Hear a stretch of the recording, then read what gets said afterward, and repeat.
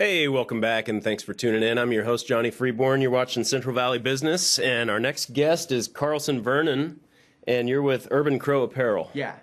And this is your own clothing line? Yeah. Okay. So it's a series of shirts and sweatshirts, and also art prints that are all done from blocks of wood. So I carve the blocks of wood, ink them, and print them straight onto the shirts, straight onto paper, on whatever else, with commissions or that kind of thing. So. Okay. Very good. So here's one of them. Have here. This is Yosemite design. I'm actually wearing it. And so the whole process is very hands-on. It's very straightforward, which is what I really like. You take a block of wood and carve it in reverse, so the words are all backwards, and then when you print it, you put it straight down on there, lift it up, and it's done. I like the whole handmade aspect to it. Each one's not totally perfect.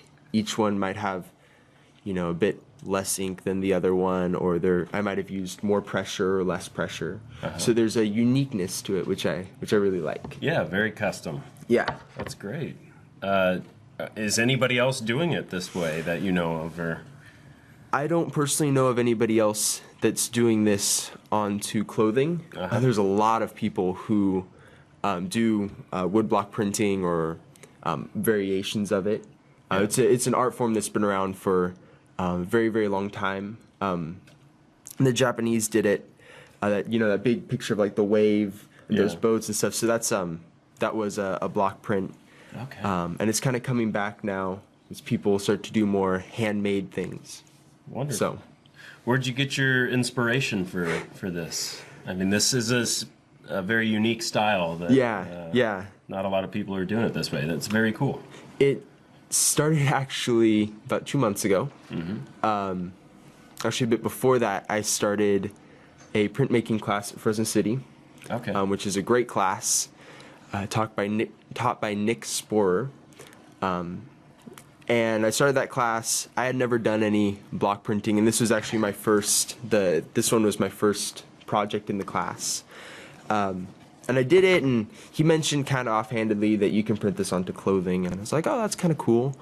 And then, my sister wanted a sweatshirt with this on it, and so I printed that for her, and then other people wanted it. I thought, this is kind of cool. This is something that I enjoy doing. I enjoy the carving. I enjoy the printing. And so then I carved another design. I built a press in my garage, set up a whole studio, and I went into the semester without having a business, and I came out of it with a business. Wow. So it happened pretty fast. Good for you. You're stretching your entrepreneurial skills, and that's hard to say, entrepreneurial. So. Entrepreneurial skills, yep. So what kind of designs do you like to emphasize with your printing? I really like outdoors things. I like Yosemite, and I love the Central Valley, especially like one of the big icons here in Fresno, the Security Bank building, or Pacific Southwest building. So this is my latest one. It's actually on sale in a couple of different stores. Tree of Life Fresno, the cafe. Okay. You can get these, and a place downtown Clovis called Urban Umbrella. But this was a lot of fun to carve, and it took, it was a lot harder, a lot more details, but it has a lot more of the little areas in it that aren't perfect. It's called like noise or chatter that you get from lines that you've carved. So the paper or the shirts pick up some areas that you've carved away. Kind of makes it rigid or more rustic looking? It makes it rigid. It makes it more rustic looking. And it adds a lot of character. I see. A lot of character to it, yeah. Nice. How long does it take you to carve one of these? Man, that looks like a lot of work. It takes a lot of time. Yeah. Each one takes around 7 hours to carve. Okay. Some of them a bit more, and then there's design work that goes into it. There's, coming up with the designs, and then it normally takes about 5 minutes to print a shirt. Yeah. Wonderful. Do you have a web presence or somewhere people can go and buy directly from you? Or yeah, so I have Like I mentioned, the 2 shops in downtown Clovis and the one here in downtown Fresno. I have an online store, an Etsy store, which you can see on the screen. And I also have an Instagram account, which I post pictures. We actually recently did a photo shoot all in downtown Fresno. All right. So there's some cool pictures of Security Bank building. There's some just, the big, Fresno sign. And so lots of cool pictures from that too. Yeah. Very good. How long have you been doing this? You said... Yeah, it was just... I tend to take find like a passion, just kind of like latch onto that thing for a while. Great.